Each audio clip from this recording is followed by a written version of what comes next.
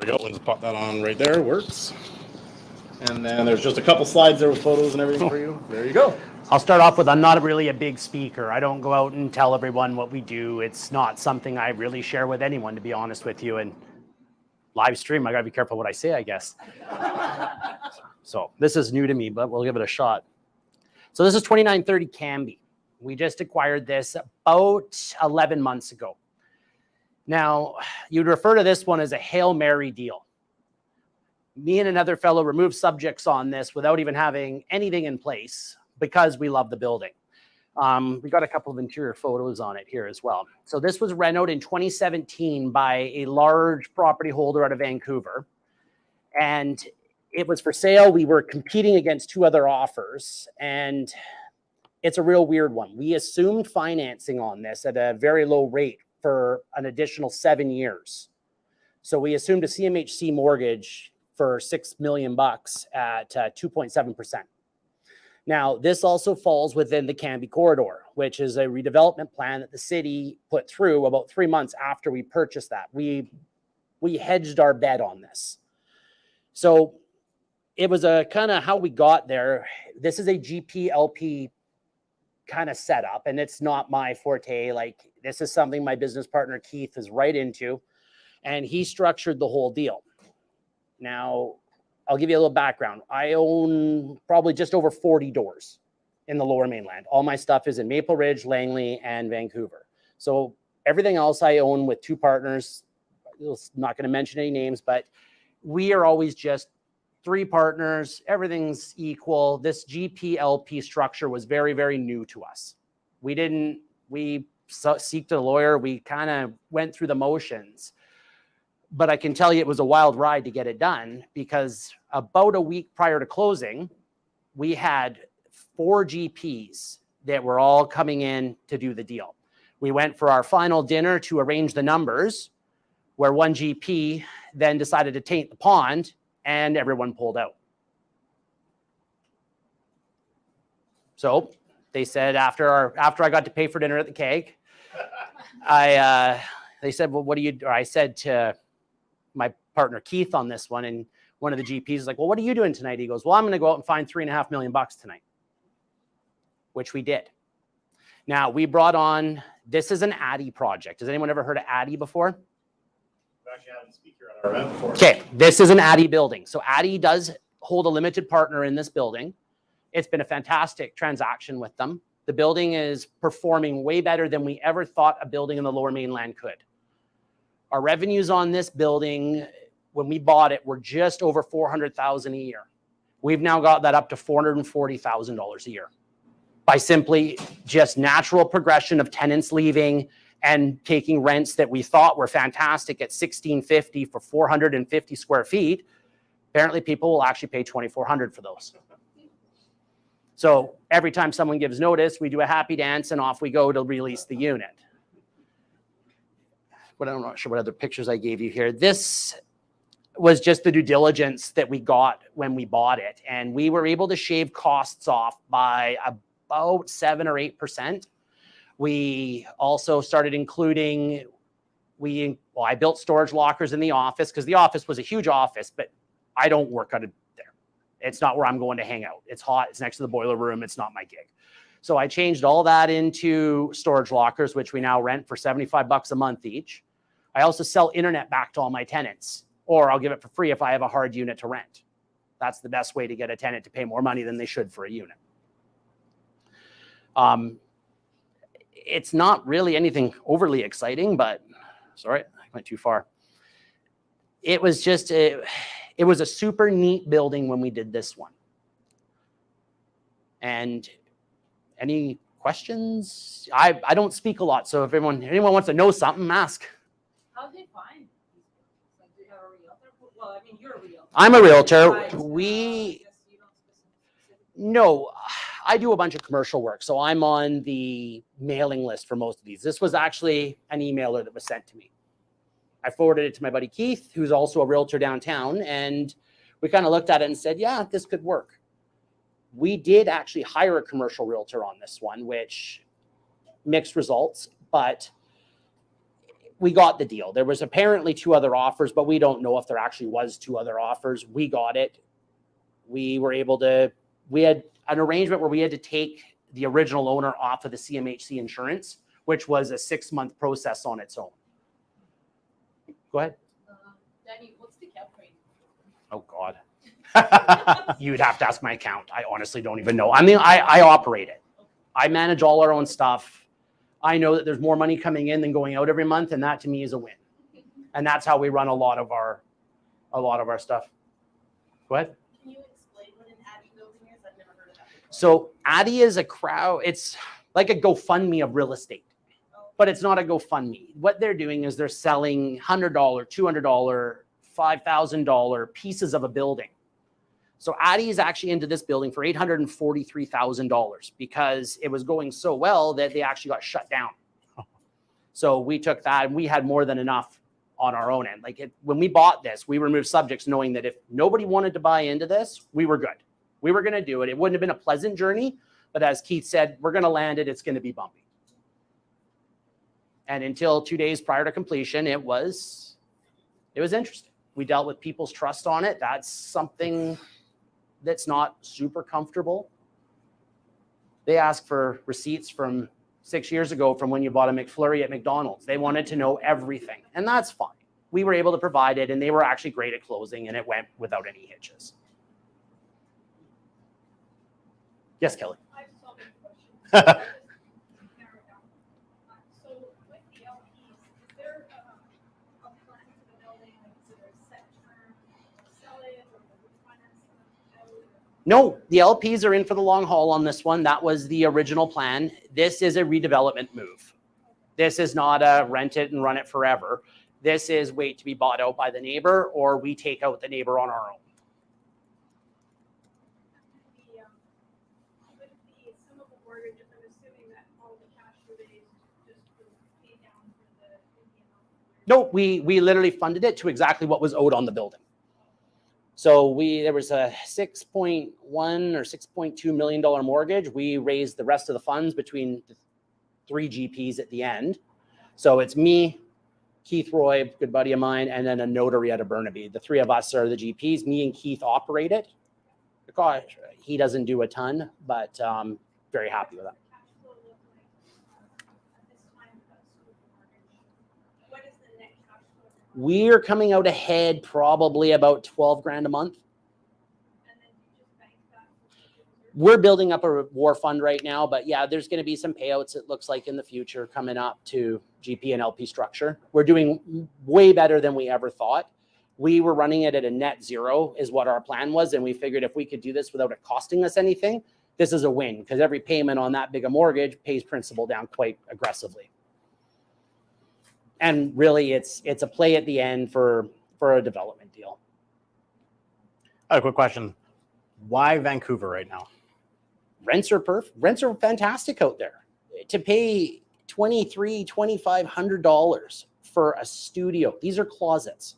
I have a closet at home that is bigger than most units, and they're lining up. I get 60 applications every time I put one up for rent. I have no parking. I now have storage, and we got a bike locker. Like you're not having to provide a ton of extra service, and the caliber of tenant is 10 times better than anything as you go further east or to Alberta or out there. Tenants out here are top notch. I don't have late rent.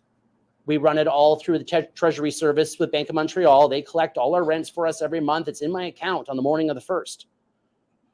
So I find the caliber of tenant, as you get further into town, you get a way better product out of it. Way less hassles.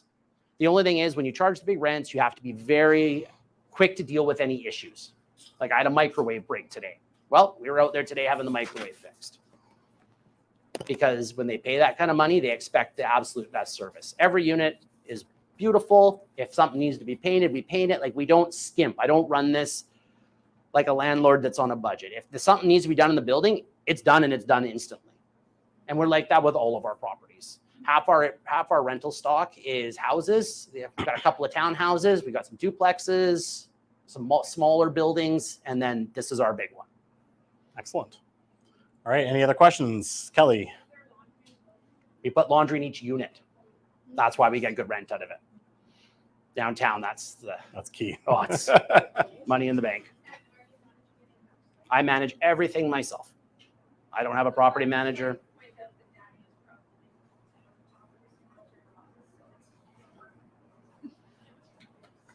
I go out there once a week. I do walkthroughs the hallways to make sure, like, what. So one little trick that we did is we had a unit that gave notice. It was a cheap unit. It was $1,600 a month.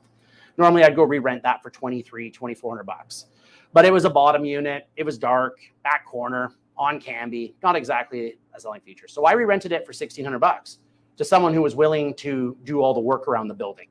Vacuuming my halls every other week when the cleaners aren't there, shoveling snow so I'm not driving into Vancouver to push a shovel. You know, I pay him $35 an hour for anything he does around the building with a 1 hour minimum. So he gets to pick up some extra money. I didn't come out any further behind because I rented it for exactly what it was rented for before. And we all know that tenant could have stayed there for 30 years. Oh, yeah. So it was net zero to me, but it made my life super easy. For a 19-unit building, I should be way down there way more having to deal with stuff, and I don't have to. Awesome. Is there any other questions? Did you say 19 or 19? 19. 19. 19. 19. Yeah, it's a 3-story, 1932 building. But I mean, as you can see, if you flip to the next one there, like this place does not look like a 1930s building. Like, it's spectacular. Yeah, it's a real funky building. It's got a real reputation for down there, and there's a wait list to get into it. And in my opinion, we paid top dollar to get it, but we also never thought it would ever perform like it's performing.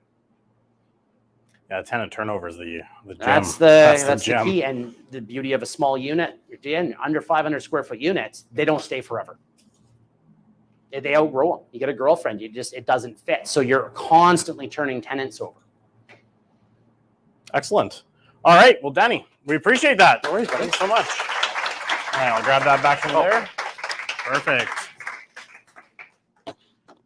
All right, so we definitely wanted to bring Danny out because when we heard that he was purchasing this building and what he was doing, it just shows you the opportunities that are here. Now, obviously, this is a bigger price point for some investors, but then you look at what he did. Like, he connected with a company like Addy, who we've had the CEO of Addy come out and speak at one of our events before. There's different ways that you can raise the money out there and turn some amazing profits here in the greater Vancouver market. So we're going to keep moving forward here.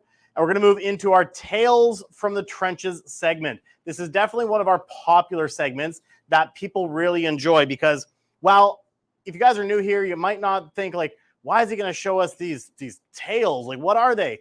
Well, out there you hear all the positive things that, real estate can do for you, all the money you can make, everything like that. But then when you become a landlord, what happens? You get a call, like he said, about a broken microwave. Could be a toilet, could be a bad tenant you got to evict. So we use this kind of as a way that we can teach you guys what's happening to other investors. So either you can, 1, completely avoid it, or 2, if it happens, how you guys are able to navigate and manage what comes up. So to do that, we have a speaker that's going to be joining us. It's going to be the Crazies in Calgary. This is episode 5, season 7. We've been doing this for 7 years now. And we're going to be bringing up Curtis Frederick. Curtis is the co-founder of Sweet Home Renovations in Calgary. His interest in carpentry and real estate gained him knowledge on how to flip properties. I met Curtis, probably about 14 years ago now, when he was also just getting started being mentored by Kelly. And not only talented with client interaction, he's exceptionally talented with project estimates, swinging a hammer, and of course, project scoping. So I'm going to bring him up on the screen, and then we're going to get him going. All right, Curtis, are you there? I am. Oh, we need that audio. Just give us 1 sec, Curtis. Jury, we need your technical. You keep turning music on somehow.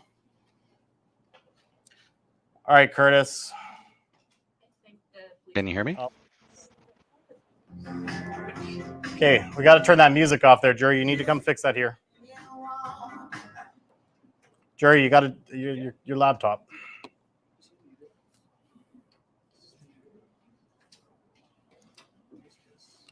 Though I think everyone wants to jam out, they also want to hear from Curtis.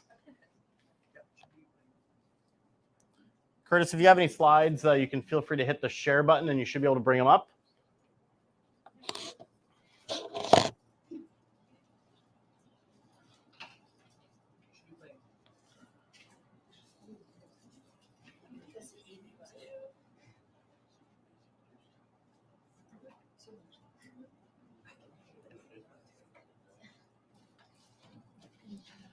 what's going on, guys?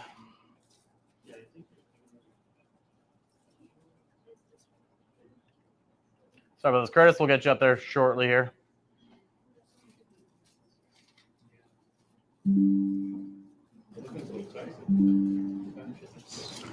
Okay, Curtis, I think we got it fixed. Can you hear me now? Absolutely. We got you now. Excellent. He just got Oh. kicked out.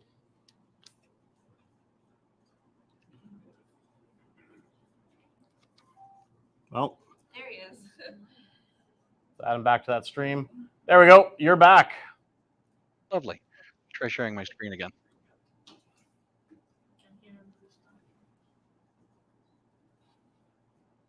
Can you There see we go. that? Perfect. We see it now. All right. Let's see if I can bring that up to full screen for you. How's that look? Yes, good.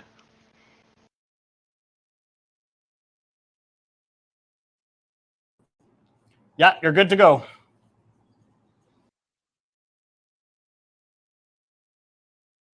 You can hear me?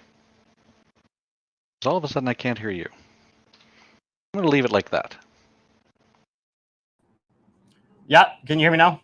I can. Every time I Okay, put you're it, good. well, when I put it to You're full good to screen, go. it kicks me out. So, No worries. You're good to go.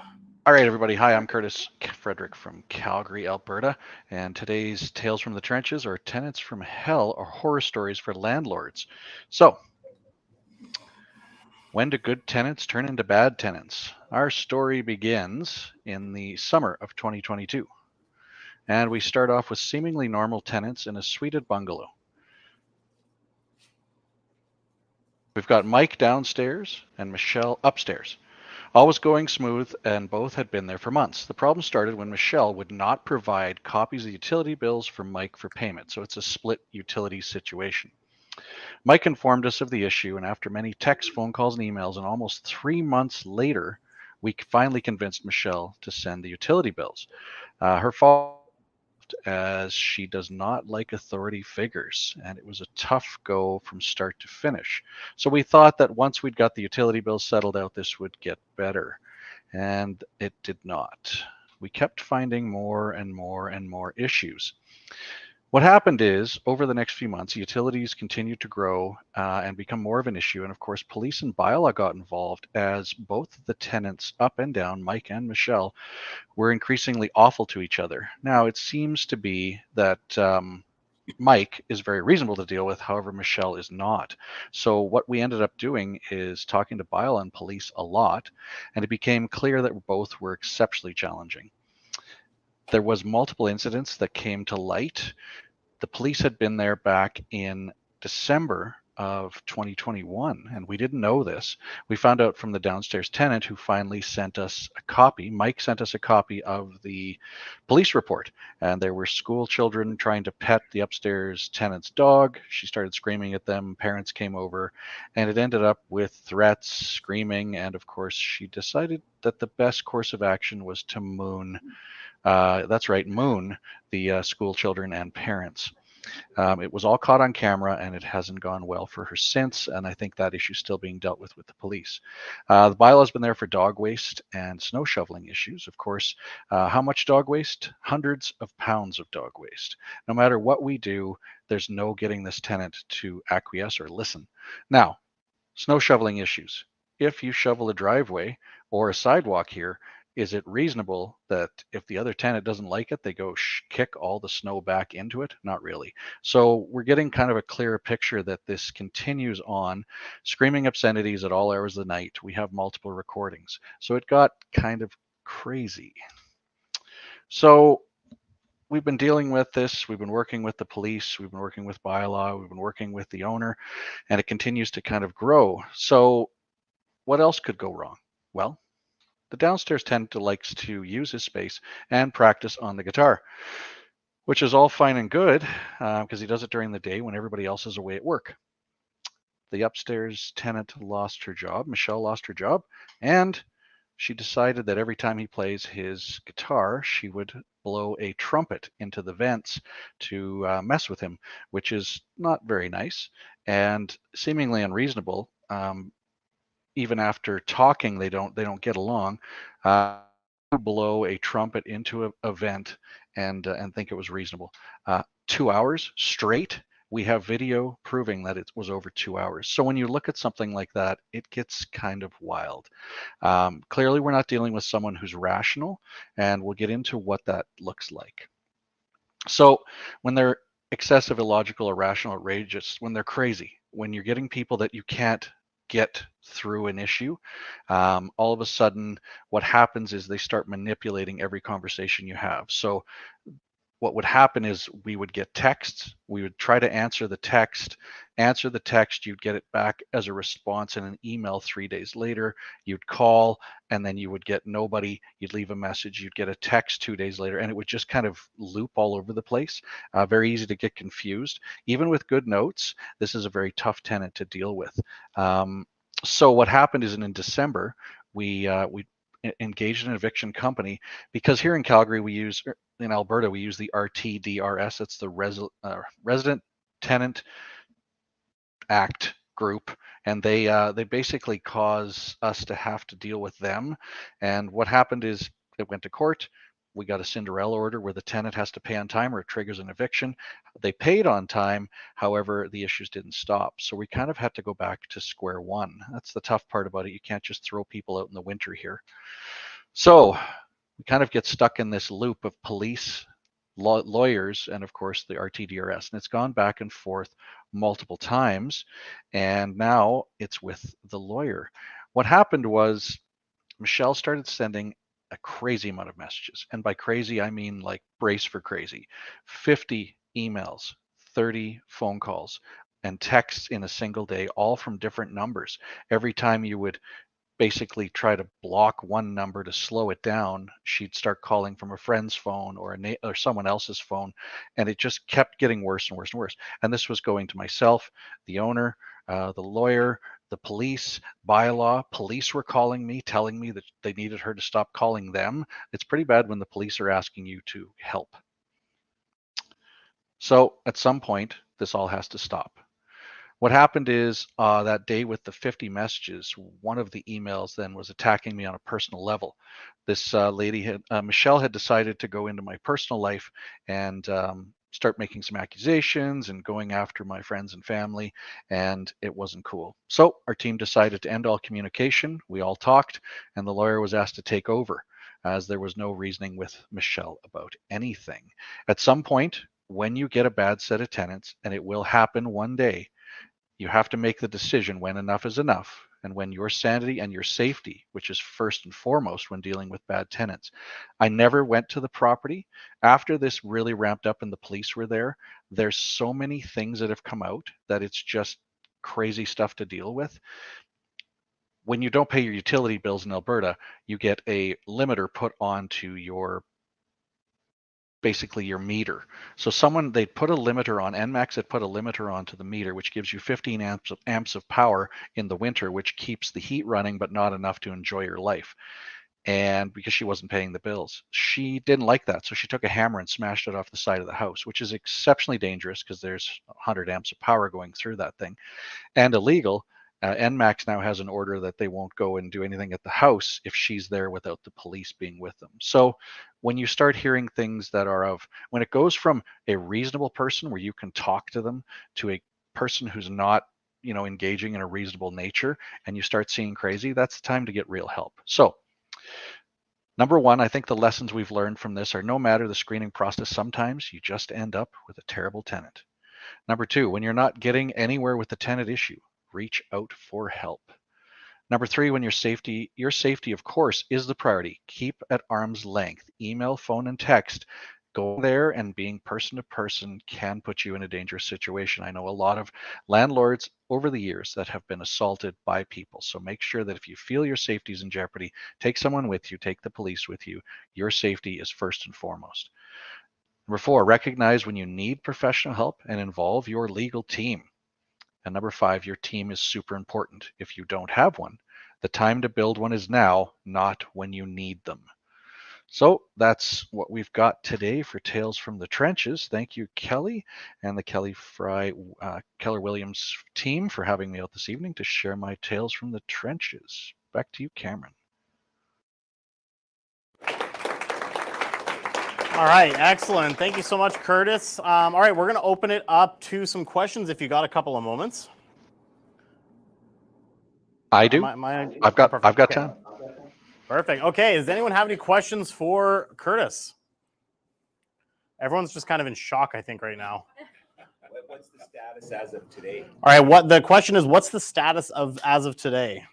So the lawyer was with has taken this over. Basically, the lawyer was getting 20 to 30 phone calls a day too. So we've had the lawyer take this over fully because the owner and myself could no longer manage this. So what happened is the lawyer had gone back to court and they've gotten another Cinderella order essentially with a timeline to get them out if they don't pay rent as well. There is a timeline to end the lease. So one way or another, they're out, but it takes time. You can't just throw them out because now there's so much mess involved. It looks like it's going to be in the summer, and I think it's the end of July that's going to finally end. So. All right, so this is ongoing then. It takes time. Yeah. All right, we got a question in the back. I thought that Alberta was like one of the selling features of investing in Alberta was that it was easier with tenants, that landlords have more rights, but this doesn't sound like that's the case. So the question is, she said this is a naive question, but coming from BC, they thought that Alberta is an easier market to be able to evict tenants and get them out. But obviously with what you guys are dealing with, this doesn't sound like it's the case.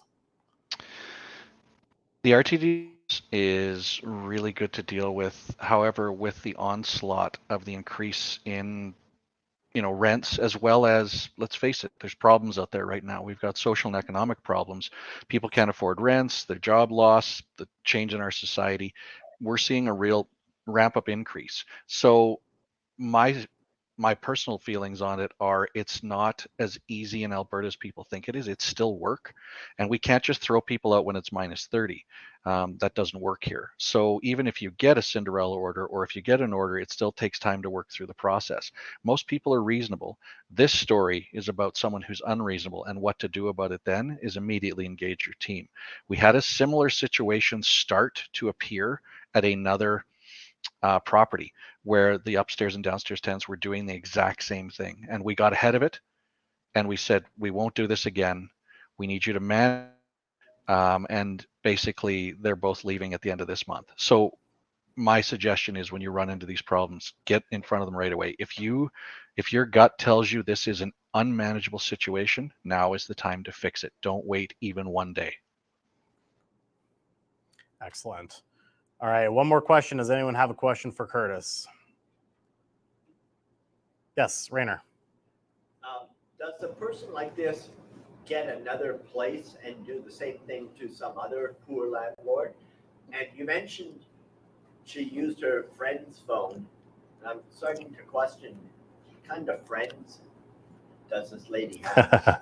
So the question from Rainer is, after you get her out, does she go obviously and move on to another place and do this to somebody else?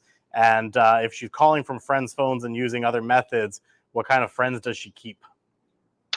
I have heard from the other tenant, from Mike, that her friends are in and out of that place all the time, and her friends, largely, it sounds like she's the one in charge. After speaking with her, as he called me to yell at me, and then we talked through the issues, he said that this is a longstanding issue with her, and she's got a problem with authority, and she has anger issues, she's bipolar, autistic. There's a whole list of stuff that comes up, and we have to be accepting of that and patient with it. At the same point, it makes it super tough, and it does question. I do question people that would want to spend time. The friendships and interactions with Michelle must be very tough on a personal level. Now, on the side of she's going to rent from someone else, she is. If someone calls for a reference, she's never going to ask us for a reference. There isn't exactly a place to register, and the amount of time it would take to even track that is ridiculous. So at some point, yes, it seems that way. I think the answer here is if you get a tenant that is not moving out of their parents' home, like they're not a brand new tenant, if they're an experienced tenant and you can't get any references for them that you can verify, you would want to think long and hard about taking them as a tenant. All right, then one last question I have, Curtis, is just in regards to the screening.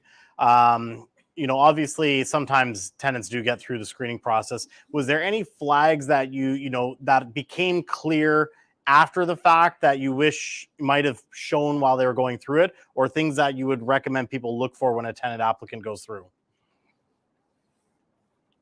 With this age of tenant, I kind of expect there always to be some drama because this is a younger tenant, but everyone needs a place to live. Is there something in the screening process I wish I would have seen? Not really. Like after doing hundreds and hundreds of sets of tenants for myself and others over the years with the teams, you get to the point where you've got a pretty good gut. And I've certainly backed out of a number of rental deals when my gut says no, even up to just before the signing of the lease, and pulling the lease out of someone's hands because I saw something that I'm like, I don't think this is going to work. So I have done it at the moment of signing and said, nope, no money, no lease. We're not doing this. I'd rather it sat on the market for another month. So I've stopped it. With this one's a tough one. It slipped through the cracks. And even with the best process, like I said, you're going to run into people that present well, and she had a job and she had a dog, and which is all fitting in, and she seemed normal. And over the course of the year, it's really taken a nosedive. And I think that's really indicative of all the things we're having wrong with our, with jobs and society right now. There's a lot of tough stuff going on. So. Absolutely. No, I've definitely seen a lot of that myself. Curtis, really appreciate you coming on here with us, joining us from Calgary. Like anything, these tales from the trenches are definitely a good lesson for everyone, but we appreciate you sharing this, and hopefully they can come to a resolution very, very soon for you guys here. I hope so too. Thanks, everybody. Have a great night. Thank you. All right. We're going to cue this back up for us, and we'll get rocking and rolling. That's going to move over here.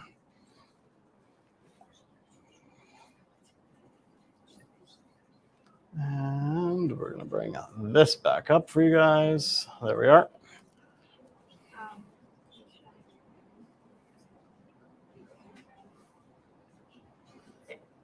All right. Okay, and that is our Tales from the Trenches. Again, I hope you guys are enjoying these series.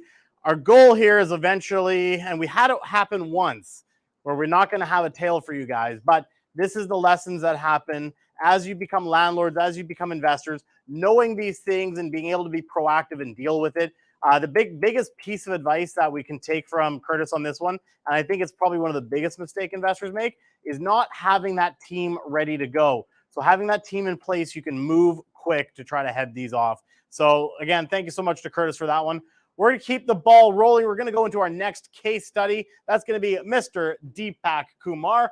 Deepak is the owner of Ambience Property Management, provides clients with management solutions that help them with their properties running smoothly, increasing their desirability, and enhancing investment value and retaining good tenants. And he himself is now getting into the Airbnb arbitrage. Now, we've talked about this before. Kelly is the master of arbitrage. And as we've been talking about it, now we have people in our very own team that are starting to take advantage of the strategy. So we thought we'd bring up Deepak.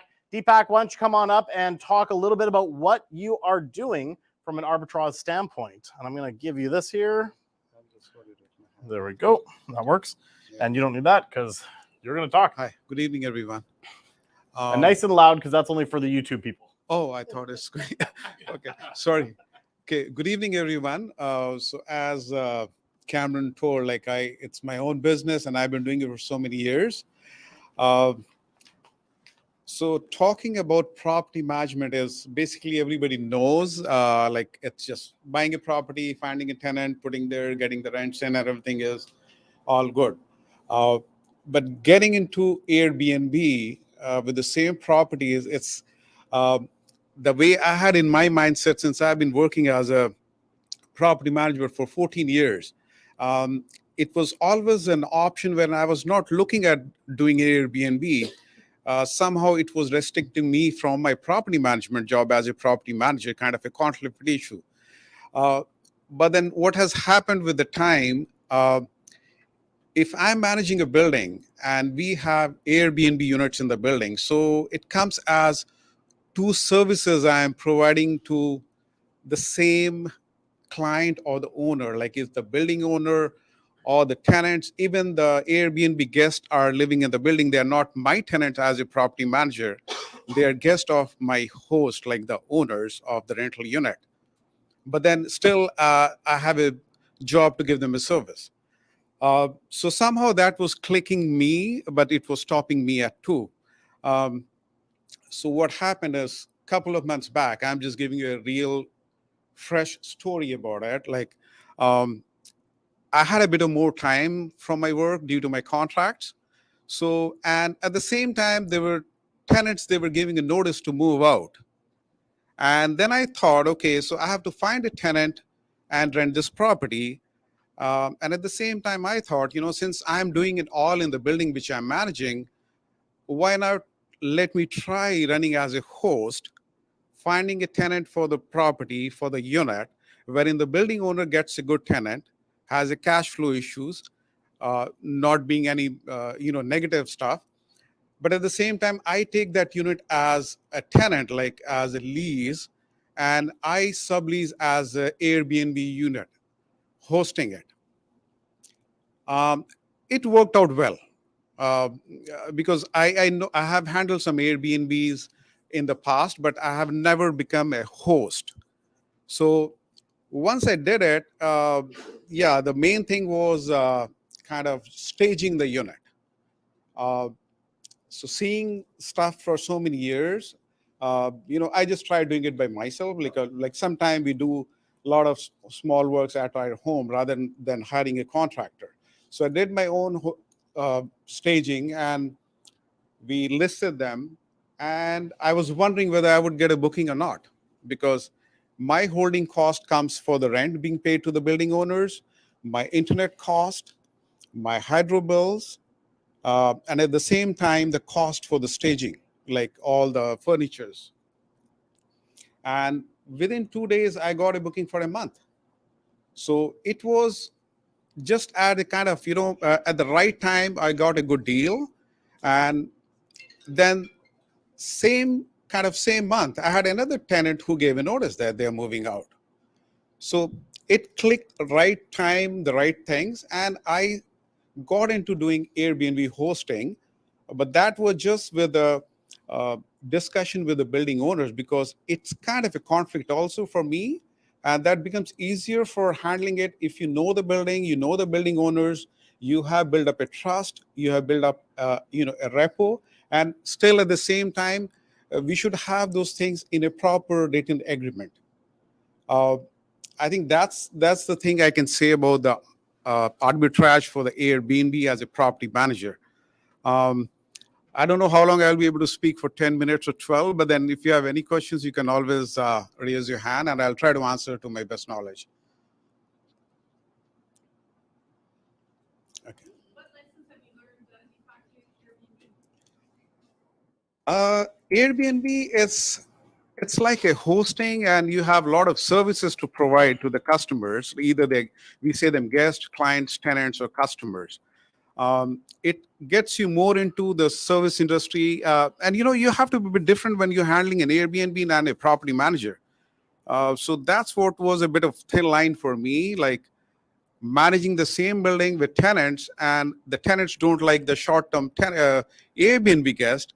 And at the same time, you have to take care of your tenants as well, who are your like tenants from 1 year, 2 years, 3 years. So this is what I have recently got into a small conflict wherein tenants are complaining about the Airbnb guest, and Airbnb guests, they haven't complained about the tenants, but mostly it's the tenants they complained about the Airbnb guests.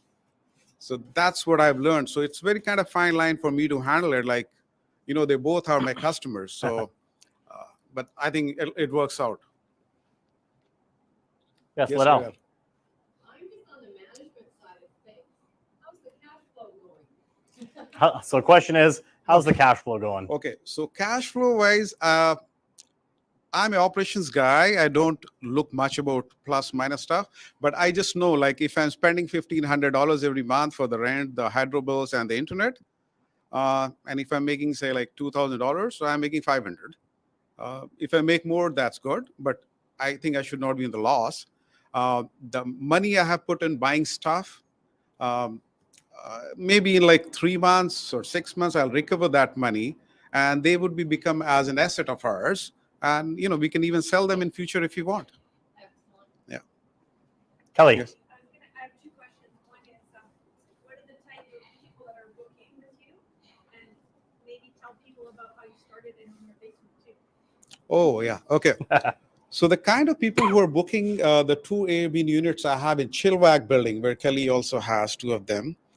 The recent I have found is the people who are moving to the province. I have been contacted by 1 or 2 people. They work in the pipelines, but then those bookings haven't been matured. But there's people from Edmonton, from Hamilton, Mississauga. A lot of people, they're getting jobs like school division, Fraser Health. So they want to come and look at the city first. So for that, they need to try there for 1 week, 2 weeks, 3 weeks. And if they feel like, they'll come back and buy the property and start living. But so that's kind of tenants. Sorry, not the tenants. The guests we are getting. The other good thing, I bumped into one of the tenant, like the guest.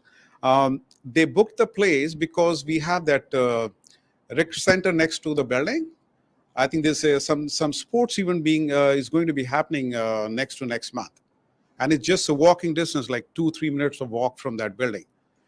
So that's what the kind of I'm getting. But in my basement in my house, it's mostly because it's not the business guest I have. It's mostly the new people coming to the city.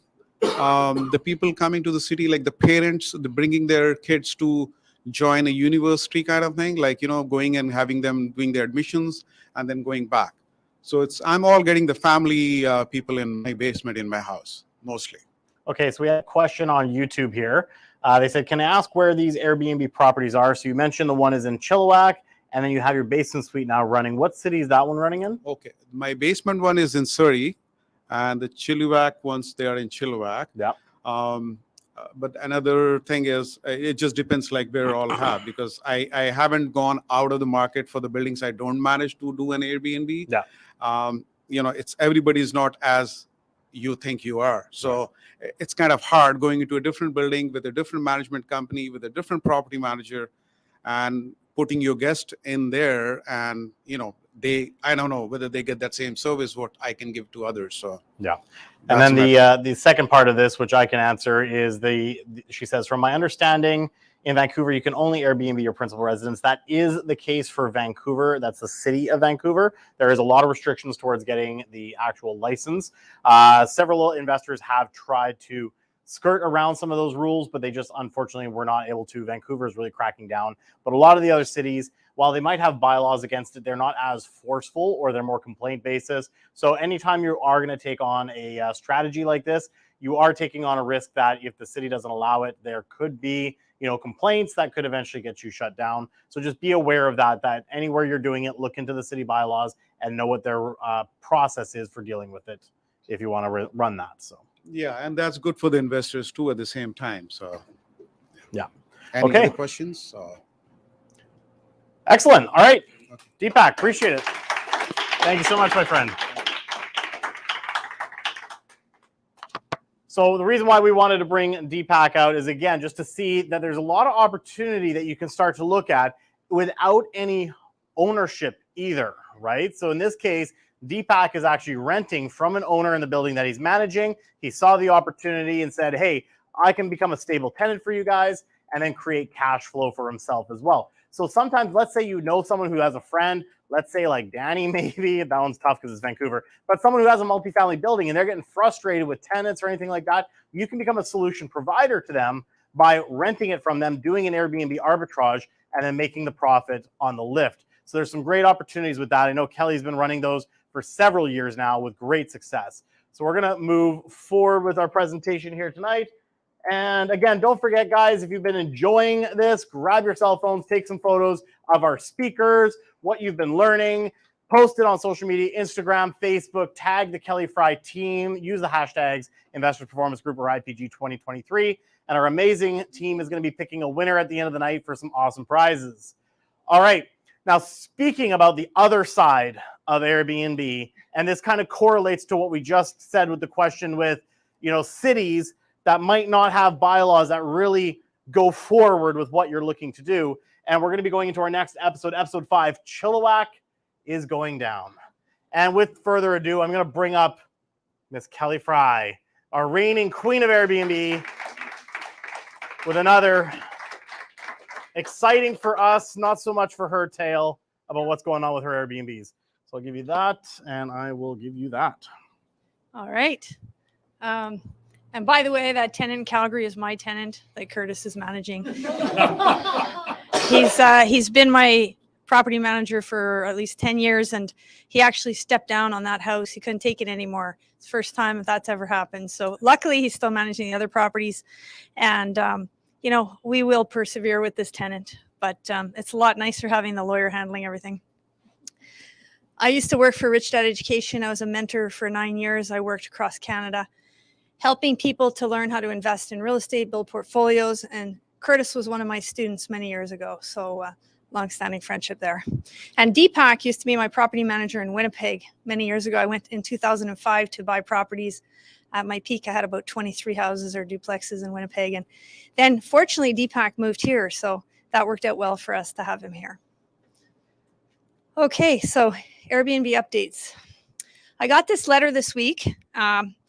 Wasn't too keen on it. It's a bylaw complaint from the operation of a short-term rental business in contravention of city bylaws. So in Chilliwack, I've been running one Airbnb for almost 4.5 years, and the second one will be close to a year soon. So I've managed to stay under the radar until now. But someone filed a complaint, and Deepak and I have discussed it, and we believe it to be 1 or 2 tenants in the building who aren't too happy about the short-term renters. So we're going to make it our mission to make sure that if they do anything offside, we're going to go after those tenants. But it's caused us some grief now because the city is saying that as a result of this complaint, the city only permits short-term rentals if all applicable city bylaws are met. And it's in accordance to those bylaws, you must live in the rental dwelling, which obviously I don't. And I thought to myself when I read this, I wonder how they define short-term. They go on to say that I have to cease all short-term rental activity on the property and that I have to provide a written response by Monday, May 29th. And then I highlighted the fact that they're going to fine me $500 per month, although it's unclear if that's going to be $500 per unit or $500 just because I'm on Airbnb. I thought to myself, well, it's summertime and I've doubled the rates, so that's not so bad. So I immediately called my lawyer, and in their paperwork they sent me, I realized that they determined short-term to be under 29 days. So my lawyer's response is going to be to address that. And I thought, well, I could put my bookings for a minimum of 29 or 30 days on Airbnb because you can do that. So that may be the route that I take. And they also put in the steps for obtaining a business license to do Airbnb. And so that involves, putting in an application, living in the same principal residence. You have to show a parking plan, has to have a certain number of sleeping units. There has to be an owner consent form, strata consent form, a fire safety plan. I mean, it's a whole lot of stuff. And your insurance policy has to show that they're covered for Airbnb. So being in real estate for quite a few years, you learn to sort of just go with the flow. And there are many pipeline workers there. And so I figured worst comes to worst, I can convert it to a longer term furnished rental. And it's very likely that I could get pretty decent rent that may even be as good as the Airbnb rent. So we'll ride out the summer months and pay the fine if necessary, and then maybe convert it in September. Alternatively, I could just put it back on the regular rental market, move the furniture to a different building and open up a different Airbnb. But that's where we stand. So maybe we'll do an update next month on what happens next, once the lawyer sends a letter. All right. Thank you, Kelly.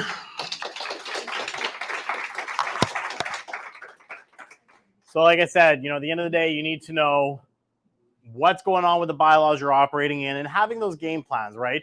Now, in this case, and this goes to the city of Vancouver as well. For those of you guys who don't know, the city of Vancouver only restricts anything under 30 days. You can actually register your properties on Airbnb's website without the business license if you're setting it and only doing the 30-day plus rentals. So there are ways that you can still maximize your rent here in the Lower Mainland without going the nightly rentals as well, but leverage the tools that Airbnb still offers. So again, having those plan Bs in place, it's like any strategy that you pick, you have to have multiple exit strategies. And in the case of Kelly, she can either keep it those longer term rentals or go back to rentals and move that furniture.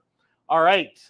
Okay, next we're going to bring up Alisa. Alisa's going to be looking at Maple Ridge at a glance. For those of you guys who know her, you already know her, but for those who don't, she's a licensed professional engineer as well as one of our investment realtors on our team. She's had over 12 years of experience in construction around Greater Vancouver, and being a geotechnical engineer, she's been involved in a lot of different larger developments as well. She's a great asset to the team with her knowledge, and she uses that knowledge every single month to show you what's happening in the different cities around the Lower Mainland so you can make the decisions where you would like to invest. So come on up, Alisa. There you are. Thank you. Okay, so I don't screw up this one, right? Okay. Hi everyone. So today we're going to talk about Maple Ridge. So right next door. So Maple Ridge is the most eastern portion of Greater Vancouver. District where properties still generate positive cash flow. So it is well connected. So we've got a West Coast Express, connects Maple Ridge all the way to downtown, which just takes about, I think, just over an hour to get to downtown Vancouver. We've also got the B-Line rapid bus services, which provides, again, fast connection for local residents to access to Evergreen SkyTrain extension in Coquitlam. Just a little bit of stats. So population of Maple Ridge in 2023, just under 95,000 people. So it's actually one of the fastest growing communities. So it's about 10.6% population change from 2016 to 2021. So the projection that population is going to grow in 2041 to 118,000 people. I think it's a little bit underestimated, probably even more. So there is a rapid growth of businesses in Maple Ridge. So it's 5.2% in 2021. Most of it construction, retail trades, manufacturing, healthcare, social assistance, and education. So what's interesting about Maple Ridge, so you can actually, this is publicly available, so you can go on the website of City of Maple Ridge and you can look how many development permits and rezoning permits being pulled. So you can see it's developing quite a bit, especially in area where Henny Bypass and downtown of Maple Ridge. So there's lots of going on. Probably many of you know that there's going to be a full reconstruction of downtown core. There will be even high rises in Maple Ridge. So just some of the projects, this is area along Dudney Trunk. So I think the phase 1 is being completed. So they're going to go and move on to the phase 2. Here's the one, Sierra Ridge. Our team was selling that project, I believe. Oh, no, not this one. Breakwater, Inspire. Oh, that's what we're selling that one. H3. So I was selling this project. Also, I was a project engineer for that project. Podium, recent pre-sale. Thomas. So as I said, lots of going on. So developers are definitely interested in Maple Ridge. So there's lots of money being invested. Interesting fact, one of the best schools is actually located in private schools located in Maple Ridge. And also, it's just a very nice place to be. There's lots of hiking, campsites, lakes. And the city is investing in upgrading communal facility like pools, sky rinks, and etc. So still a good place to invest. I actually forgot to include, but occupancy vacancy rate in Maple Ridge just under 1%. I think it's 0.8%. Okay, so that's all. All right. Today. Excellent. Thank you. It's always interesting when we look back and we see how many projects we've actually sold out in an area. I will say, though, the one key thing to keep in mind when you're looking at some of the projects in Maple Ridge, we're a big fan. Thomas, obviously, we sold. Podium, we've done quite a few sales. The power of investing in a group like this where we have the initial access is we can bring a lot of bulk sales. Now, one of the strategies that we're a big fan of is which one again? Airbnb. So by being able to do these bulk sales, by bringing in 5, 10, 15, 20, 30 investors, we've been able to stack some of the strata councils. Kelly's actually on at least one of them as well, and we've had other of our clients do it. That's a great way that you guys can get into a building if your plan is to do Airbnbs. What people love is new product, right? When they're coming in and staying there, they love the new condos. You get a little bit of a premium on the nightly rentals. And again, by everyone rallying together, getting on councils together, you can keep these buildings nice and Airbnb friendly. So that's a great thing to do. Maple Ridge, awesome place to be investing. There's lots going on. Again, don't forget, tag your photos, hashtag Investor Performance Group, IPG 2023, and tag the team. Hopefully we get some people winning some prizes. Without further ado, we're going to bring up our final case study for the night. We're going to bring up Tammy Haywood. Most of you guys know her. Tammy, come on up.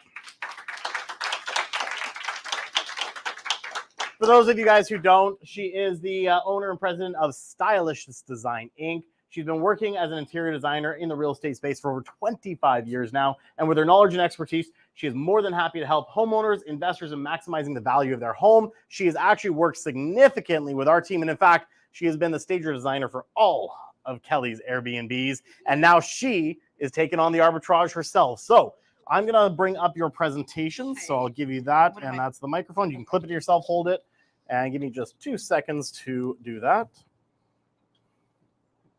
And then when I click the center, right? That one there. That one there. Yeah. Okay.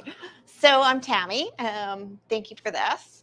I have been working with Kelly for about 15 years. I do probably most of her staging design work. I've set up at least 20 Airbnbs, probably just for Kelly alone, as well as other clients. When she first approached me probably 7 years ago, about doing her first Airbnb in her personal basement, I thought she was crazy. It was beyond me why anybody would want to rent an Airbnb. It was just right out of my wheelhouse. But I was curious, and we got busy, and we got hers furnished right away. And over the years, I'm, of course, in touch with Kelly weekly, but I follow reviews very closely for anybody I've ever set up an Airbnb for. I like to see what's working, what's not working, get ideas about the best furniture, get ideas about anything anybody might want to see within an Airbnb. I follow the complaints, if there's any complaints that come in, so that every time we're doing it, we can get a little bit better.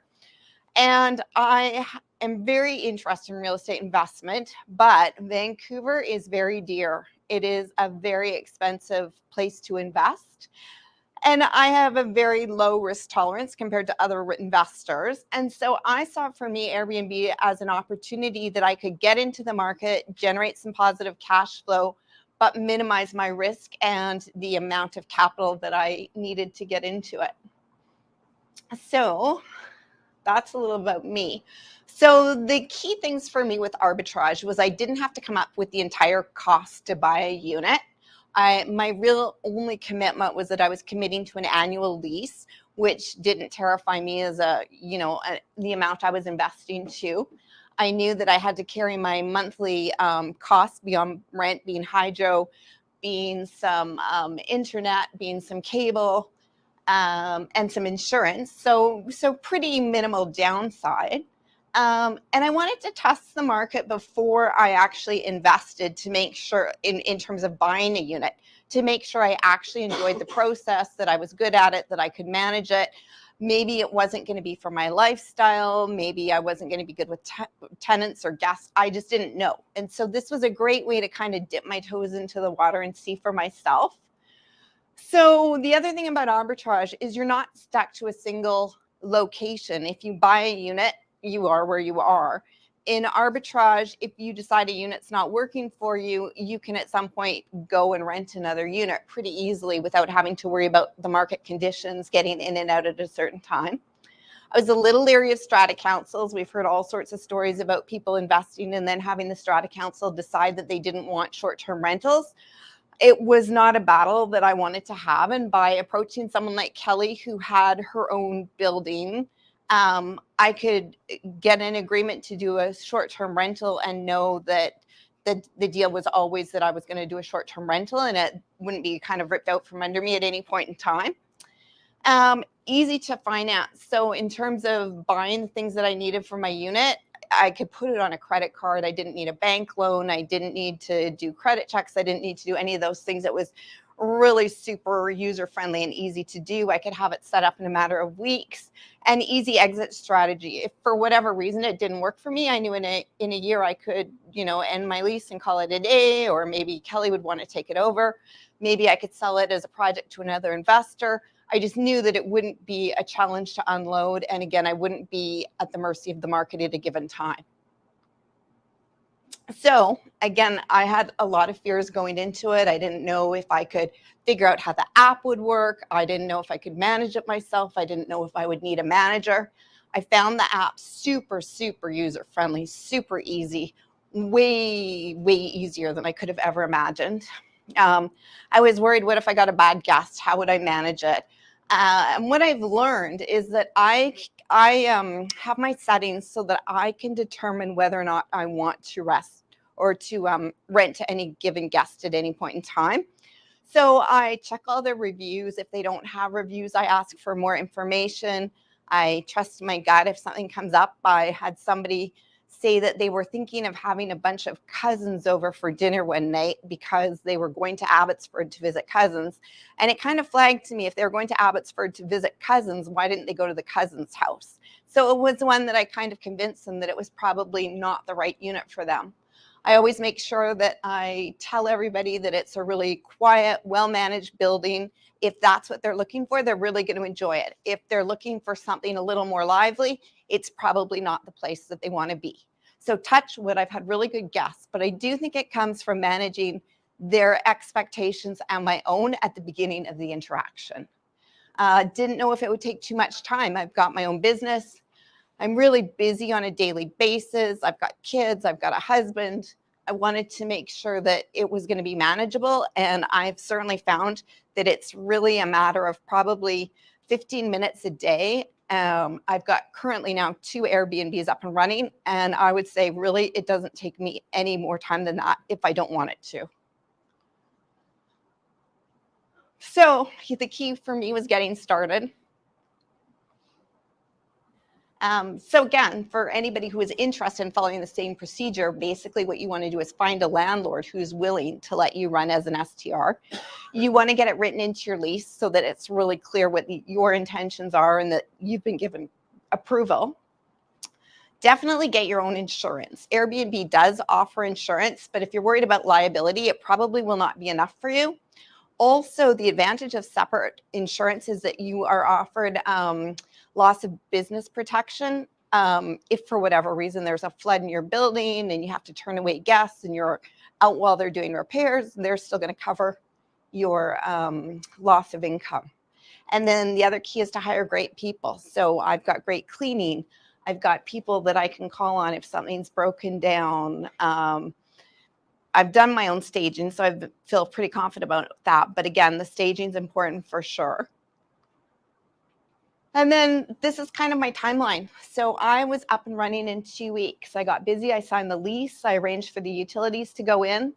I went out and hit the street, did all the purchasing. I did the move-in setup, booked a photographer in advance because I knew that photos were going to be really important. And then I go in, set everything up, and before day 13, had everything up and running, ready to go, and had my first booking. And so the key thing is that you want bookings right away. The reason you want bookings right away is you want great reviews. Great reviews are what's going to sell your unit ongoing forever and ever. It's kind of your initial thing. As soon as you've got your first great reviews, it just keeps coming in. So this is really down and dirty. Kelly knows I'm not a huge numbers person. It's been sitting at my accountants and I called and said, okay, I need a little bit of information. So this is basically running from, so I started my first unit in October, at the end of October. I had my second one up and running by about the 20th of December. So the income that has come in, and this doesn't include the cleaning's a wash. I charge for cleaning and I pay the cleaner, but that's kind of a zero, it breaks even. So what I've brought in the first 5 months was that just under 24,000. My expenses are there, and the initial probably first 3 months, I was running at a bit of a loss. I'd started in October, I didn't get my full month of rental. It was over Christmas, so a little bit slower over Christmas. And I tend to overbuy for supplies because I wanted to have them on hand. But now that I've bought so many supplies in advance and it's tucked in a locker, I know my ongoing supplies are going to be about zero probably till almost the end of the year. So in the first 5 months, having one unit to start and then the second unit, I was probably bringing in an extra $530 a month that was profit. And then where I want to be, so we've done the numbers, I am always 85% booked. That's my occupancy rate. So in order to break even, I need $71 a night at that rate. But I right now am renting for just over 100 a night. And so with that, I'm hoping between the two units that I'll be bringing in $1,500 a month of positive cash flow between the two units. And I see that now over summer as being very doable based on the bookings that I'm currently seeing. And so then this is Kelly's building, a couple little pictures from mine inside, some great reviews. People notice all sorts of little details.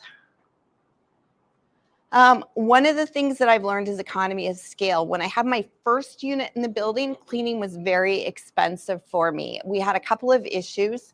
In these particular units, the washers and dryers are European style. They're combined units. They're low voltage and they are more of a tumble dry than a hot air dry because they can't be vented outside. So we had challenges turning over the linens quick enough. I always have spares, but they still need to be washed. And within the 2 hours clean, they weren't able to wash and dry them. I started sending out to a laundromat. It became prohibitively expensive. And so I worked out a system with the building where I took on a locker and was able to store my dirty laundry and exchange out my clean laundry and then go do a pickup every week so that my laundry's coming in and out. I've got a machine at home. I'm home every day. I just throw it through the wash when I'm around and then send it back out for the week. But that significantly cut my cleaning headaches. It cut my costs down a lot. By having a second unit in the same building, I'm able to share laundry between them so I don't need as much. It's ready to go all the time. Insurance became cheaper by doing two in the same building. When I took on my first unit, I think my insurance policy for the year was around $900. When I added the second unit, they added it at about $300 because it was on the same overall property. So the general liability could be shared. So if you're looking at doing more than one unit, having them in the same place can definitely have some advantages. So we learned about cleaning costs, spend a little more on things people will notice. One of the most important things is reviews on the bed. People always look to see if it's comfortable. Bed for me, spend some money there. You can, do a less expensive couch, a less expensive dining room table, but people usually are just there for the night and they want to know they're comfortable. Again, qualify the guest to manage expectations. We talked about that. Any questions? I have a question. Could you measure how many hours you spend per month managing? So for me, probably, like I said, 15 minutes a day. So I check my app about 3 times a day to make sure that I'm responding to everyone. Beyond that, I'd probably do a drive out once a week if I had a manager in place, if I live close. So one of the other things I've learned, this is an hour from my home. In my perfect world, I would have a home and I would build like a retirement short-term rental on the same property, because to be right there would be so easy. But apart, I mean, my time is really just in the car. I'm making calls for my other business. It's really not a lot of time. Like, it just looks like you would spend a lot. I cannot get over how little time it takes. And part of it is having systems in place, knowing who to call, knowing how to do things, getting better at it every time I do something. But the time, it shocked me at how user-friendly, how easy it is. I was truly worried that I was going to need to hire a manager. I really was. That's my worry too. That's what I was worried about. And that's, again, so for me to jump in and do it, the first one, the important thing was, okay, once I figured out, I was like 45 days before I jumped into my second unit, because as soon as I saw how easy it was, I knew that I could do it. Are you planning to add more? I'm thinking about it for sure. Yeah. I think my challenge right now is determining where it would be, just because I think in this building I'm saturated. Kelly has a unit. I have the 2 units competing against each other. I probably would want to take on another unit. And if I did that, I would probably, again, want 2 in the same building, because I think that's the key to becoming profitable for me. Go ahead. I run a 2-unit Airbnb as well in Burnaby, and I find cleaning is the biggest sort of hassle, because my cleaners don't get enough work to. I'm not their A1. Right. How do you deal with cleaners? Do you have multiple cleaners? Because you need a cleaner randomly, short notice, and Yeah. someone will extend by 2 days. So I've been lucky because I've been able to piggyback off Kelly's cleaner. When I started, I was using a different cleaner, and they were very expensive. I was paying their gas, I was paying their mileage. It was just a different fee structure, but they were very good, very reliable. They had a big team. And again, I was really working on those 5-star reviews. It was just really important to me to be up and running and know I had it seamless. Yeah. Now what I've learned is that there are Facebook groups for Airbnb hosts, and I'm in a lot of them. And there's a lot of recommendations for cleaners and people who want to clean. Finding somebody who lives close by could be one of the tickets to it's easy access. It doesn't take them a lot of money. I generally get booked about 40 days in advance for most of my bookings. So I can provide a schedule, say a month in advance, to somebody to say, these are the cleaning days. When she's busy, I have time to find other coverage. I know deep down if I have to do it myself, I'm capable. But of course, I didn't go into the business to become a cleaner. And I'm certainly hoping to, make more money to be able to pay my cleaner a little less money than what I'm billing out. But again, I know that if I have to, I can. If you ever need a cleaner, we have extras.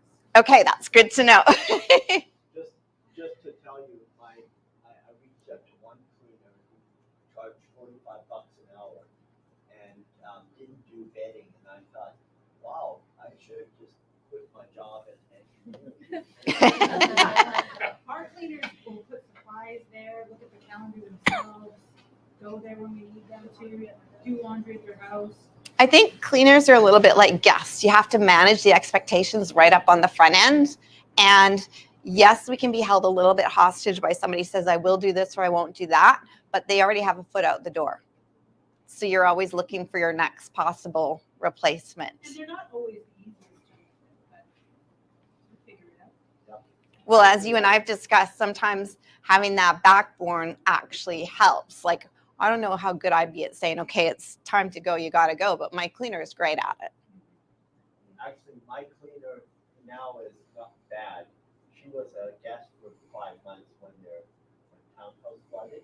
Yeah. And she's a Filipino lady who works as a professional cleaner at PCIT in the afternoon. So it's great. She's always happy to come in the morning when she can. Not always, but she's excellent when she comes. So maybe your guest.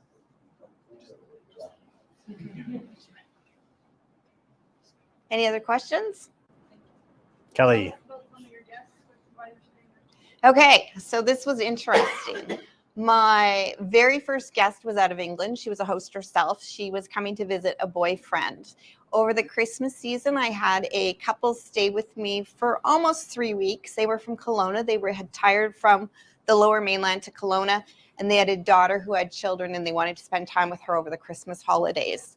I have had pilots working out of the Abbotsford airport who've come when they're, I guess, waiting between jobs, come and spend the night. I have had a number of parents recently doing grad ceremonies for University of the Fraser Valley, coming up to see their kids graduate, spending a few days.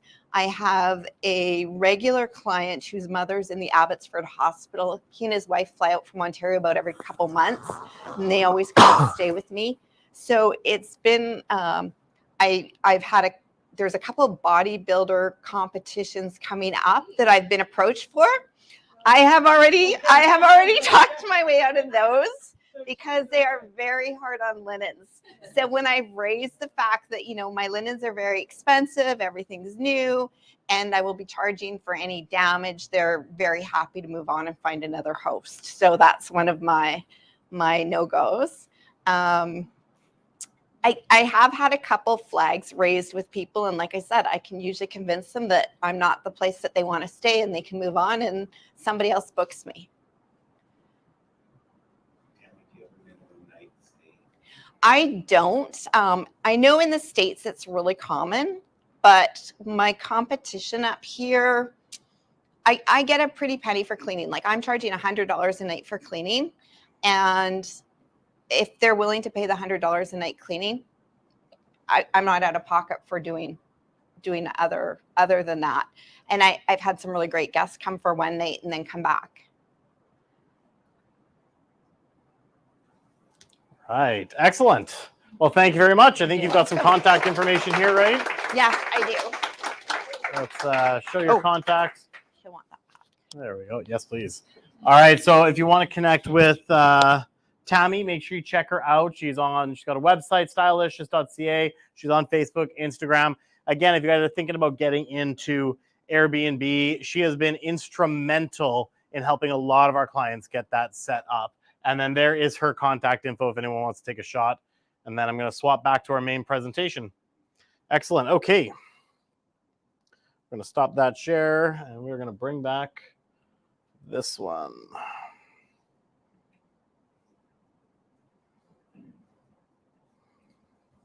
Perfect. Okay.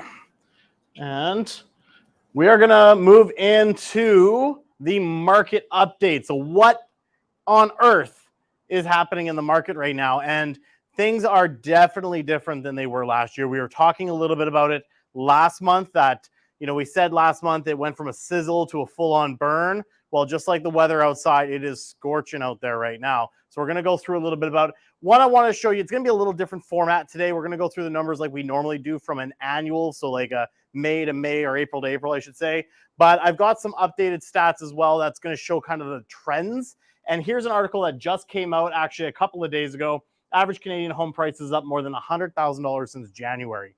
So everyone was talking about how the market was tanking. We're going into the bubble crash, and now suddenly we got property values coming right back up. And this is something that if you guys are a member of our online community, I was kind of talking about it, in the fall, saying, it's only a matter of time before the market's going to start picking back up. And then even when I was on a podcast, I was interviewed, this was in January, I said, well, we're starting to see it pick back up. So maybe by like spring, we'll see some activity. We've definitely seen that activity. So here's what I want to look at today. So we have here, green is Greater Vancouver. So that kind of encompasses Vancouver, Burnaby, out to Maple Ridge. We've got the Fraser Valley. And then, of course, down here is Chilliwack.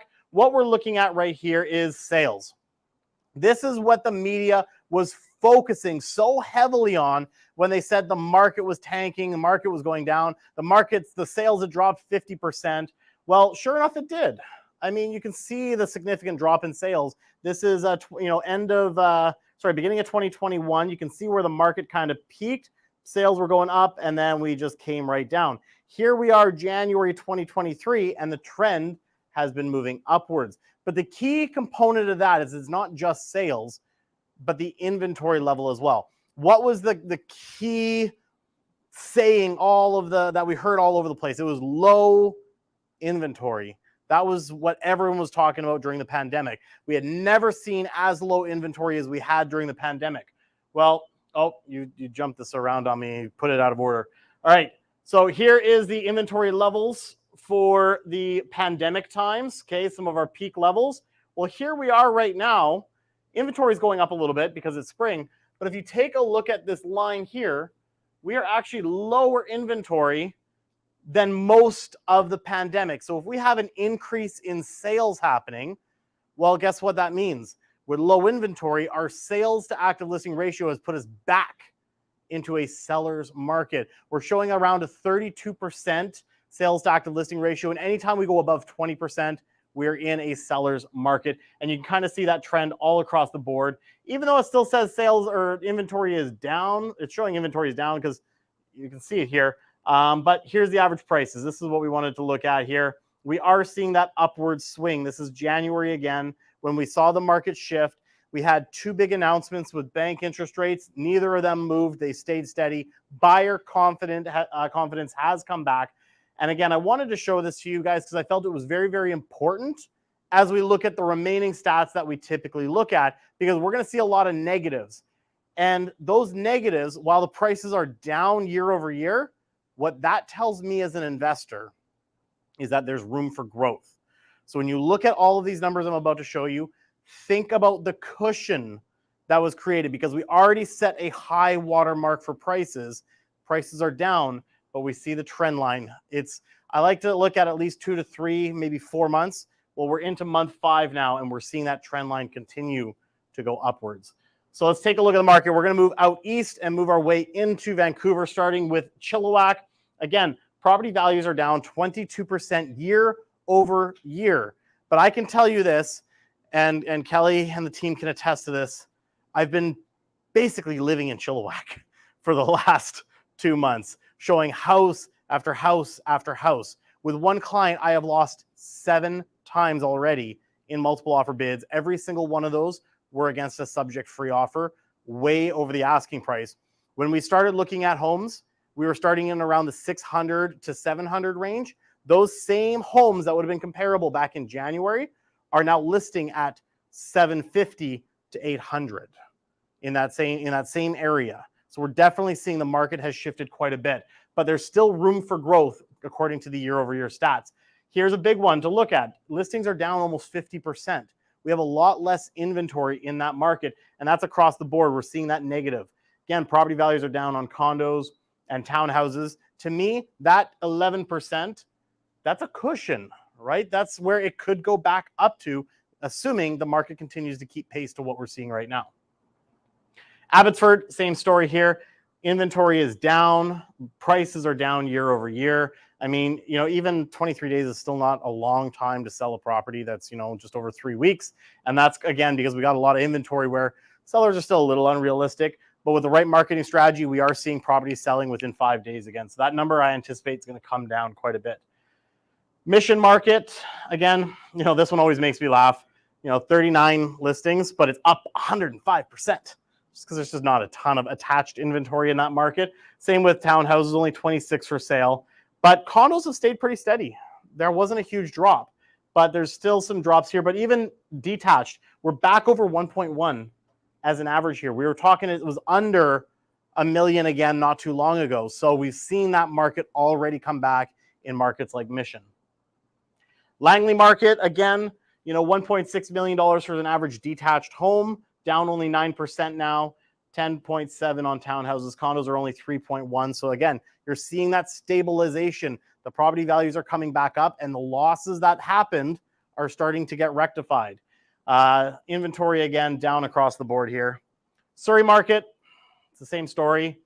Down, down, down year over year, but Surrey's been super active. And again, the drop of listings. Look at this one. Again, almost 50% drop in listings in the townhouses in the Surrey market. So that's quite significant. Maple Ridge, again, 42%, 52% drop in, that's a 52% increase, I should say. That one switched up on me. But again, only 110, pretty stable there, 8.7, 17.3. Vancouver East, for those of you guys who are investing in Vancouver, I think there's some great opportunities if you have the right strategy in Vancouver still. It's only down about 5%, 3.2, 6.9. Inventory down significantly there again. And then the Vancouver West market. Vancouver West, as we've been doing these stats for the last year, it hasn't seen like the crazy big drops like the 20 and 30% year over year that we saw in other markets. It's been pretty stable. But again, when an average price is about $4 million, interest rates don't really matter because you're probably buying cash, right? 1.7 for, it's actually up year over year in the townhouses, 7.6. And again, listings continue to be down. So we're getting back into that conversation. It's only a matter of time before we start to see what in the media? Low inventory, prices are rising. We just saw that one article. It's going to create something called FOMO. Can everyone know what FOMO is? Fear of missing out.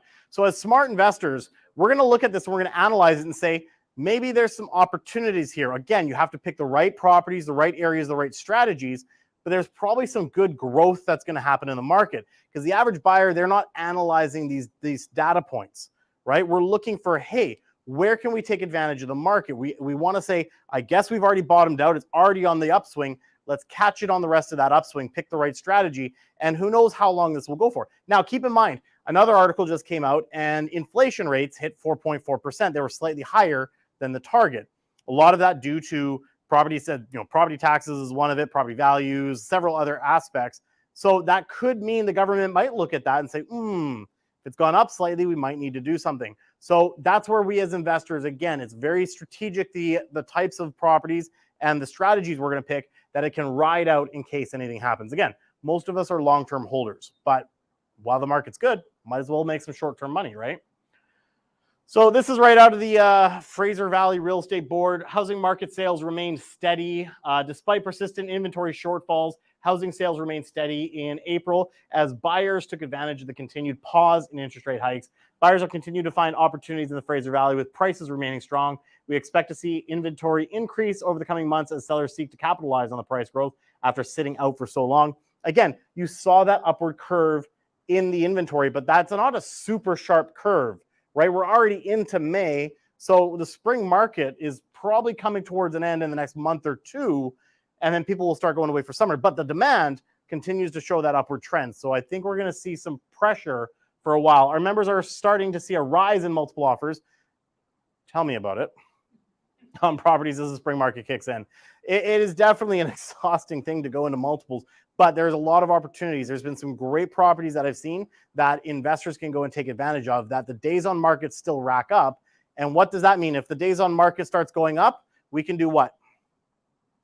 Negotiate, right? As investors, we can negotiate. So feel free to keep an eye on that. Hot deals. There are some hot deals in the market. The two that I'm going to show you today are just straight plain Jane buy and rent.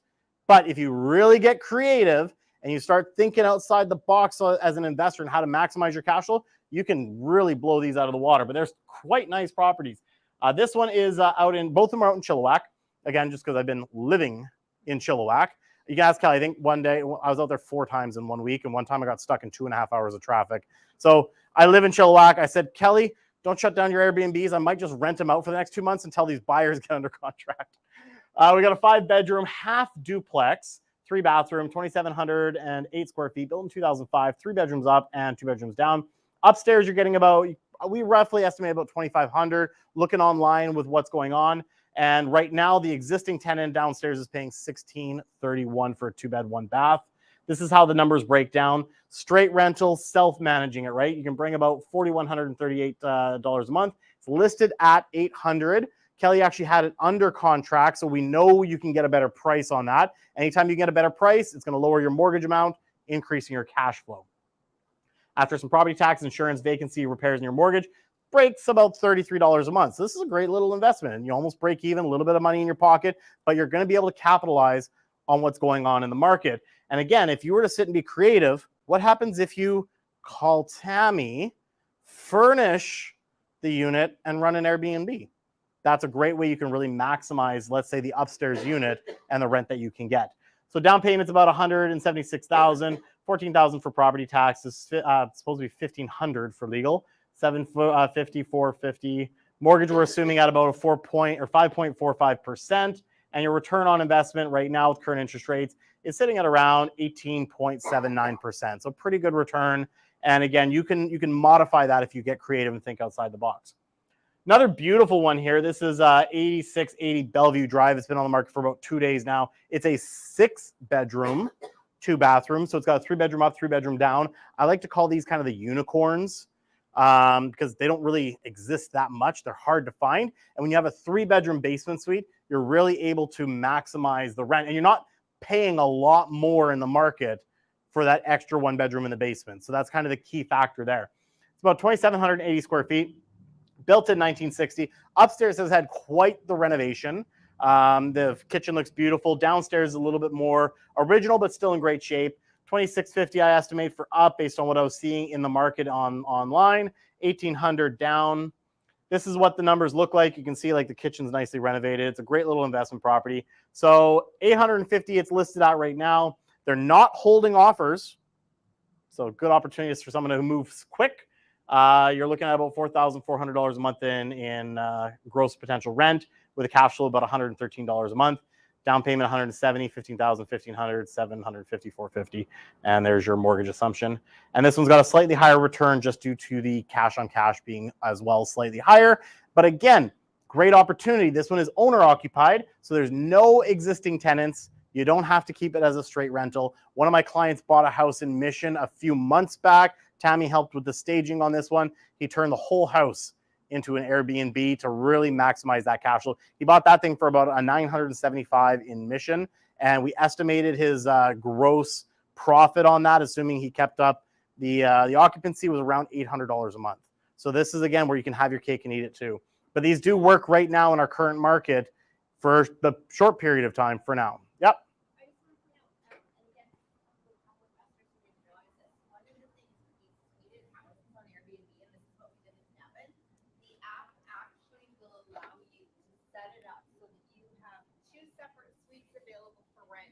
Or it can be combined to one bigger house for larger groups like family gatherings.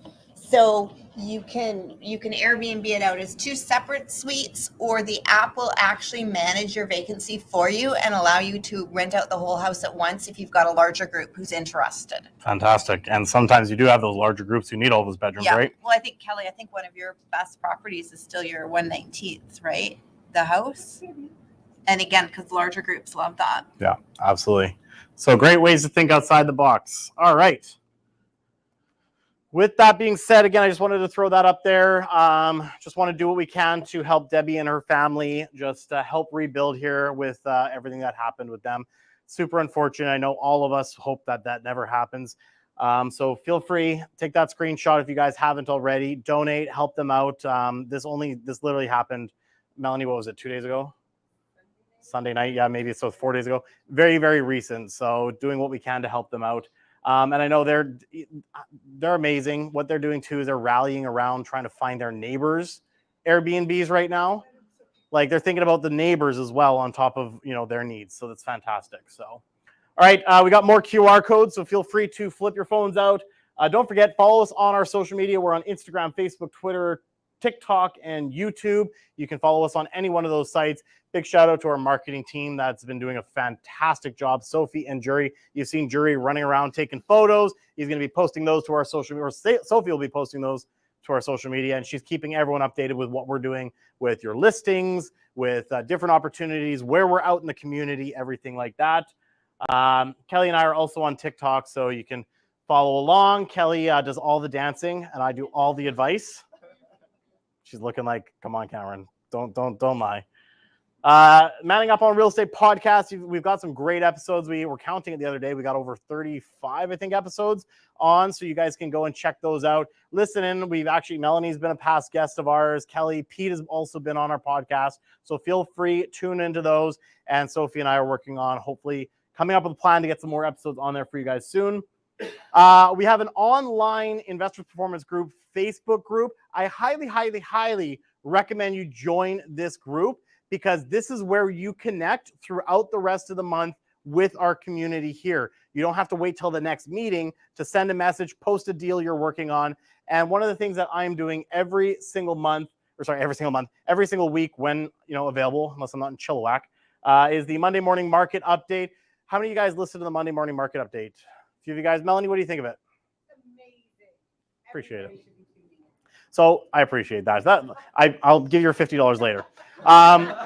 So the Monday morning market update is your boots on the ground, right? Like this is where I'm going to tell you what has been happening throughout the last week. So you don't have to wait to come to this event and find out. I've been showing graphs like that. We talk about articles, any law changes, anything like that. So you guys can continue to take strategic action in the market every single month. All right, we're going to skip past that because nobody was taking photos today, but that's okay. We'll come up with a better prize for next time. We're not going to tell you what it is. Our next month's meeting is June 15th. So grab your calendars and write that down. You're not going to want to miss that one. As you can see, we always bring exciting speakers out, showing you different strategies, everything like that. And you can join us on meetup.com with our final QR code. That's the best place, either the Facebook group or the meetup, to be able to find out when our events are happening. And that's basically it for me, guys. Thank you so much for coming out. Looks like we still have some nachos and burritos. We got wine. Enjoy the night. Thank you so much for coming. And everyone on YouTube, thank you for joining us online as well. Hope you guys enjoyed. The replay, everyone, is available after this. So you want to share it with people, feel free. We're going to shut down the live stream now, so you can go ahead and shut it down.